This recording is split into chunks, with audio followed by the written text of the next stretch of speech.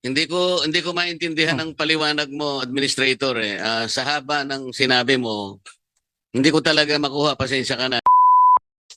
Pero binenta mo 25 dahil sabi mo nabubulok na. Hindi ako pwedeng maniwala na pwedeng mabulok yung bigas sapagkat buffer stocking ka lang eh. Pasensya na po kung yun ang conclusion, ngunit mahirap pong baligtarin yung ganunong pananaw kung ang pag-uusapan lang ay ang katwiran na nabubulok po yung inyong mga bigas na itinatago sa inyong mga wera. Hindi na po ninyo nagagawa ng sapat ang tungkulin na iniatang sa inyo.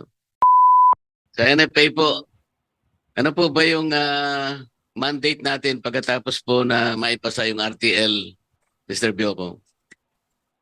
Ang mandate ng NFA is to provide a buffer stock for calamity relief, whether natural or man-made, no? So And buffer stocking na lamang po. ng rice, with regards to rice, no, buffer stocking, and then the disposition of these stocks for as a priority to the calamity relief, no, and then also for disposition of this to prevent the disposition of if it's before it becomes unfit for human consumption, stock as part of the inventory management of NFA. Ano po yung volume ng buffer stock natin na dapat na-maintain natin over a period of time? So as per RTL implementing rules and regulation, dapat ang NFA would maintain 9 days of consumption, which is 6.6 million bags, Your Honor. That's the target. 6 point some, ano yun? 6.6 million bags. That's about 15 days or 7 days? 9 days. 9 days, Your Honor. 9 days lang. Mm. Eh kung halimbawa ito'y para sa calamities lang, ilang bagyo ba ang dumarating sa ating bansa in 1 year? Bagyo na lang muna. Huwag na muna yung iba. So usually more than 20, Your Honor. So paano mo binabalanse yung stock kung 9 million bags lang pala? So, alam mo, nakikipag-coordinate ka sa pag-asa, ilang bagyo over the year ang darating, nakikita mo. Kung 20 typhoons in a year, na-estimate mo kung kailan yung volume. March pa lang halimbawa, alam mo na siguro papasok kung ilan. And then June, September, October, alam mo ba yun? Yes, Your Honor. Well, basically, we look first, of course, Hindi, paano nyo na manage? Sabi mo kanina, judiciously manage. Kamong ganun. So in the face of 20 regular typhoons that visit our country, paano mo judiciously na ma-manage? Para sa ganun, napupunan mo yung pangangailangan ng apektado sa calamities. Based so yun ang study ng NEDA after the law was approved, no, in 2019. So based sa study recommended by NEDA and other government agency, the joint study, ang risk is about recommended the buffer stock level is 9 days, no. This is equivalent to more or less Hindi, paano mo na ma-manage nga eh? Paano mo nalalaman kung kailan darating ang bagyo? 20 nga yun eh. 9 million bags, paano mo i-distribute over the years? Yeah. Hindi naman natin ang bagyo talaga based on study, we need to provide 6.6 na standby, na strategy 6.6 million. Alam natin na yung buffer stock. Ngayon 20 typhoons ka mo in a year. So paano mo judiciously na ma-manage yun? Paano mo nakikita yung pagdating ng bagyo, sari-saring bagyo to over the year? 20 typhoons ito eh.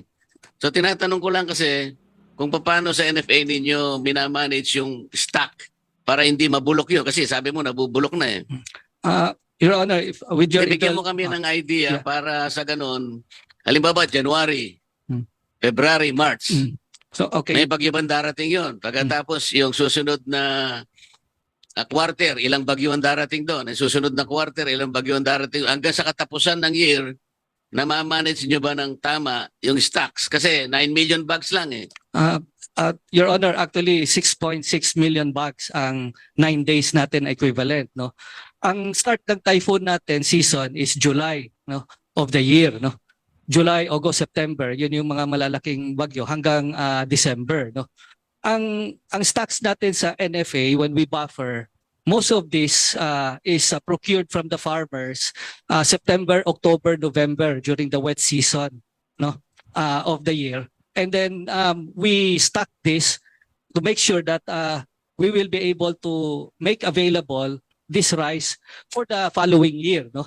So normally sa yung nabibili natin ng September, October, November, tinatago natin yun ng palay, and then by May, June, April, May, June, we have to make sure that this will be milled so that we can position this already all over the Philippines based on risk and probable demand from each provinces, no? So naglalagay na tayo, even Batanes, by February, March, naglalagay na tayo ng forward stock sa kanila.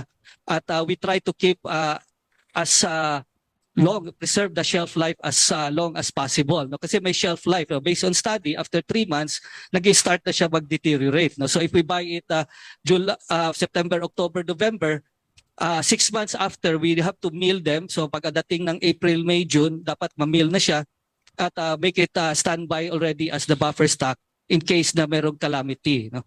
So we have 3 months to make it dispose for the calamity relief operation. And then after that, of course, the physical, biological na characteristic of rice will start deteriorating, but we try to extend that as much as possible.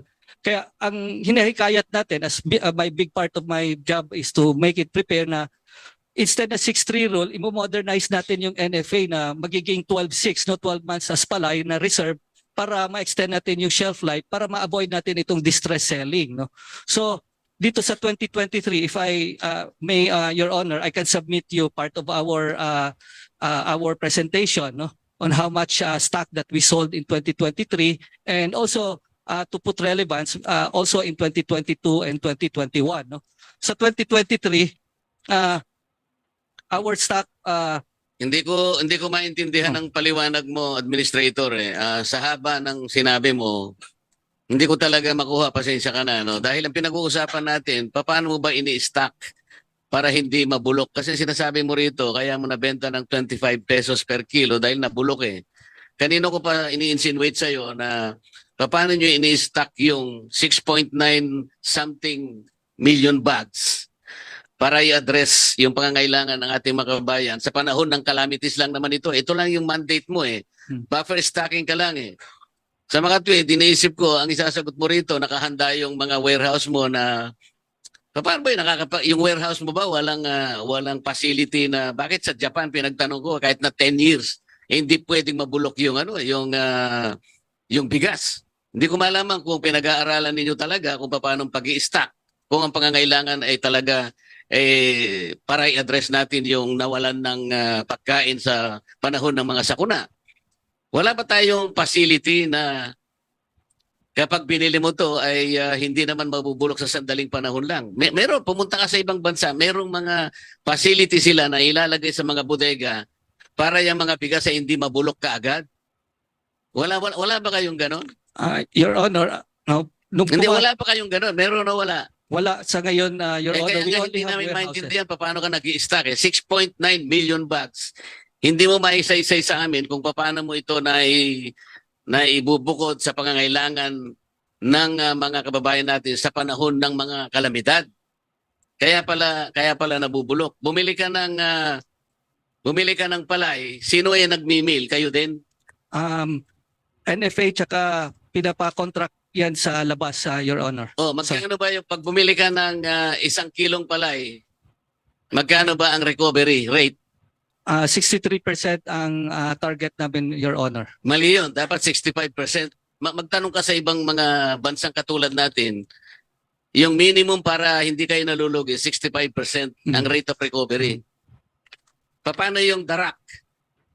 Ang darak is part of the milling service na kung NFA, binibenta natin yon ng NFA. Kaya ako sinasabi, ano ba sa English yung darak, Karaps? Rice bran. Ha? Rice bran, Your Honor. O, brand.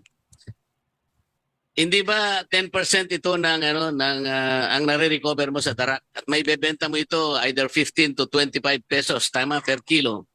Yes, Your Honor. So paano yung binlad? Binlid pala. Binlad pala Kapampangan. Pasensya ka na, Kapampangan ako eh. Yung binlid, ilan ang recovery rate? Sorry, yung Hindi mo alam yung Kasama na binlit. yun sa ano, kasama na yun sa rice bran na Kaya nga tinatanong ko sa iyo, ilan ang recovery rate ng binlit? usually mga kasama yung sa kwan, sa rice bran 8 to Alam ko nga 10%. usually, magkano nga ang recovery rate? Binlit. Per kilo. Tingnan mo Magkano per bumili kilo? ka ng 1 kilong palay, Ah, recovery rate 65% magiging bigas. mm, Yung darak, bran, is 10%. mm. Yung binlit. Lead mga 2-3% lang yun, Your Honor, if I'm not O yung mistaken. sinasabi ko sa iyo, kaya ako binabanggit ito kasi makakatipid kayo ron. Kung halimbawa binigay mo na sa miller yung binlit at saka yung darak, ibig sabihin mababawasan sa cost. Yes, Nabibili na ibebenta na ibabayad mo sa kanya, hindi ba? yeah. Meron tayong proseso na approved, Your Honor, yung Hindi sasagot payment ka in muna kind. ng Payment in kind for the milling services. So bibigay nila, this is approved na kwan na guideline. They will provide us based doon sa test milling na minimum of 63% na recovery. Tapos yung rice hull and other byproducts sa kanila na yon as the payment for the milling services. Alam mo kasi kaya ako tinatanong ito, Administrator. Ako sinubukan ko rin bumili ng palay para lang matest natin kung gaano mo dapat na ibenta sa tao yung bigas. Sa rate ninyo na 19 pesos per kilo, nagbigay kami ng 3 pisong pabuya para masaya yung farmer. So binili namin na 22 pesos per kilo. Nung ipakiskis namin yung binlid at saka yung darak, binigay na namin doon sa miller. Naibenta namin ng 35 pesos. Wala na kaming kita ron. Dinurado. 35 pesos. Pwede pala kung gano'n ang gagawin ng NFA. Hindi naman kayo dapat kumita kasi ayaw niyong kumita, hindi ba? Yes, sir. Buffer stock lang kayo eh. Maliwanag pwede niyang ibenta, Mr. Chair, at 35 pesos. Pero dinurado yun. High quality yun. Mas mataas pa sa sinandoming yun. Pero binenta mo 25 dahil sabi mo nabubulok na. Hindi ako pwedeng maniwala na pwedeng mabulok yung bigas sapagkat buffer stocking ka lang eh. Kasi kung ang mandate mo talaga ay mag-warehouse ka ng marami, let's say million metric tons, maring may mabulok talaga dyan. Pero buffer stock ka na lang eh. Ito na lang ang mandate mo under the RTL eh. Sa mga tweed, kapag nabulok yung bigas, inefficiency yun para sa... Well, hindi kita hinahatulan, pero ito yung magiging conclusion ng committee ito. Buffer stock ka na lang eh. Napakarami pa lang nangangailangan. DSWD, Bucor, kung ano-ano pa. Kung yung 60% ng pangangailangan ay para lang i-address yung mga nasa kuna natin dahil sa maraming calamities ang dumarating sa bansa natin, madali yun eh. At yung 40% halimbawa, kung binabantayan mo yung aging ng stocks mo, Mr. Chair, hindi ako maniniwalang merong mabubulok dito eh. Kapag binenta mo 25 pesos per kilo, siguradong lugi ng gobyerno. By rule of thumb, lugi na yung gobyerno rito eh. Madaling makwenta ito eh. Sabi ko nga sa'yo, kami, sinubukan namin, kung halimbawa lang may makasama tayong mga mayayaman na kababayan natin, magkukusa para tulungan ang ating mga kababayan, at 35 pesos pwede nilang ibenta, dinurado, yung wala ng kita, ibebenta lang sa kanilang mga empleyado. Pwede yun eh. NFA should be the one doing that. Kasi kayo merong mandate, bibili kayo sa farmers eh. Bibili kayo sa farmers, hindi kayo pwedeng bumili sa iba. Ito na lang ang tungkulin natin. So bakit Mr. Chair bakit kinakailangan mabulok? Hindi pwedeng mabulok eh. Buffer stocking ka na lang. At kung ikaw ay nakikipag-coordinate sa pag-asa, alam na alam mo yung dating ng bagyo. 20 typhoons in a day, ay in a year. Pero yung malalakas dyan, 6 to 7 lang. Tama, Administrator? Yes. Hindi Yes, sir. naman lahat ay malalakas eh. Mga 6 hanggang 7 lang ang bagyo. Tsaka alam mo yung tinatamaan ng malalakas eh. Hindi naman lahat ng region natin tinatamaan. So, Mr. Chair, ang conclusion dito ay merong kapabayaan ito parang kung ibabase po sa mandate ninyo na ang talagang tungkulin nyo na lang ay alalayan ang kababayan nating nasasalanta ng maraming mga kalamidad na dumarating sa ating bansa at mabubulok pa po yung palay na inyong binabantayan, hindi na po ninyo nagagawa ng sapat ang tungkulin na iniatang sa inyo. Pasensya na po kung yun ang conclusion, ngunit mahirap pong baligtarin yung ganunong pananaw kung ang pag-uusapan lang ay ang katwiran na nabubulok po yung inyong mga bigas na itinatago sa inyong mga warehouse. Salamat po, Mr. Chair. Umani naman ito ng iba't ibang reaksyon mula sa ating mga netizens. Ayon kay Francis Coy, hindi na namin gusto mapakinggan mga kasinungalingan ng mga ganitong tao, dapat sa mga ganito ay tanggalin sa pwesto at panagutin. Pahayag naman ni Obet Magpantay, wala pa kasing napakulong kaya paulit-ulit nilang ginagawa, pag mataas ang posisyon mo, puro na lang investigasyon walang kulong. At ito naman ang saloobin mula sa ating kababayan na si Vico Choa. Dapat lang na mapakulong po ninyo ang mga involved na tauhan sa NFA, mga corrupt sila. Hindi na sila naawa sa mga kababayan natin na mahihirap. Mga kababayan, feel free to comment below para maglabas ng saloobin sa balitang ito.